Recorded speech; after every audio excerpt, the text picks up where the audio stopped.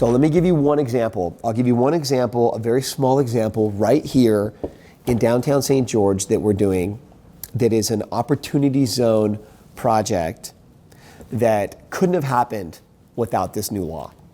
And here it is. Downtown St. George, Utah, there is a historic house called the Hardy House, the Sheriff Hardy House. And this is a property that I've wanted to buy for a long time, but I couldn't make it pencil. It's a beautiful, historic, it was the first sheriff of St. George, it was his house. It's right literally in front of my doors of my building right here that we're at now. And it's old, right? And it's made out of big, thick adobe walls.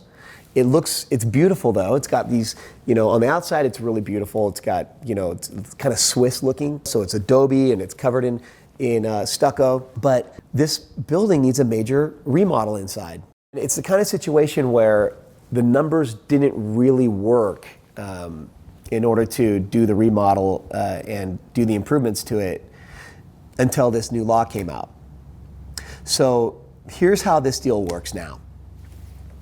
We buy the property, buy the house, this old historic house, which is commercially zoned, for $600,000.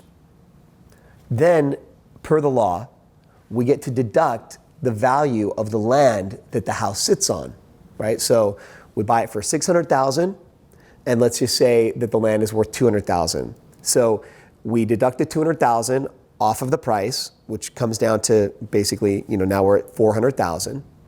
And then what we have to do to satisfy the law and the intent of the law is we have to do what's called a substantial improvement.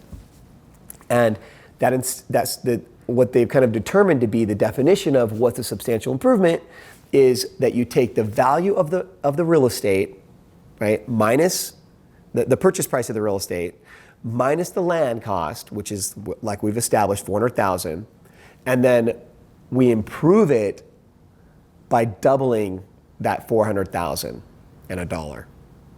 So now we have to spend $400,000 and $1 to substantially improve this Hardy House, this historic Hardy House, right? Well, that's just almost exactly the amount of money that we needed that we couldn't pencil out before that we needed in order to attract the right kind of a tenant, like a national restaurant chain or something like that, to lease this building from us. So we come in, we buy it for $600,000 through the fund. We spend another $400,000, like I've established, on improving it. So now we're in at $1 million. Well, now because we've been able to do this improvement with this money through the fund, we're able to lease it out for close to $10,000 a month, triple net. So you can see $10,000 a month triple net, and it's $120,000 a year. We're only in at $1 million. That is a fantastic return on our investment. So the idea then is, if we just were to do this one little tiny deal, and we're doing much larger deals as well, but if we were to do just this one little deal, we would be able to put the money from our capital gains on other projects or from our friends and family or whoever it is, your clients, into the fund, spend $1 million on this little project, hold it for 10 years while you collect the rents, right? And of course, the rent money is a whole nother tax structure, but collect the money over 10 years and then sell it. And this is the type of property that would be selling for closer to $1.8 million at the end of 10 years with the rent increases.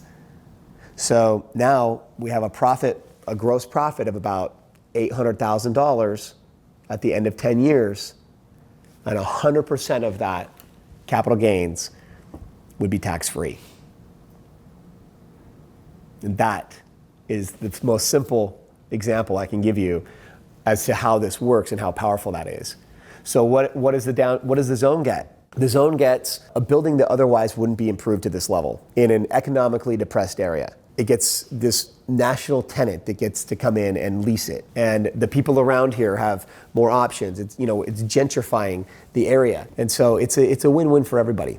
If you're interested in getting more information on how you can start a business inside of an opportunity zone or do a real estate project inside of an opportunity zone, or if you need some advice on how to talk to your clients or what to do with your own capital gains, who you might be able to talk to further, professionals, you can go ahead and contact me by emailing me at james@rosedevelopment.com, and either I or someone else on my team will get back to you.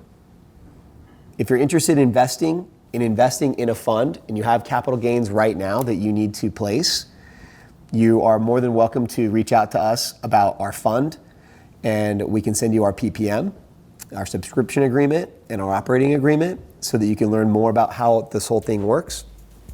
And we look forward to hearing from you.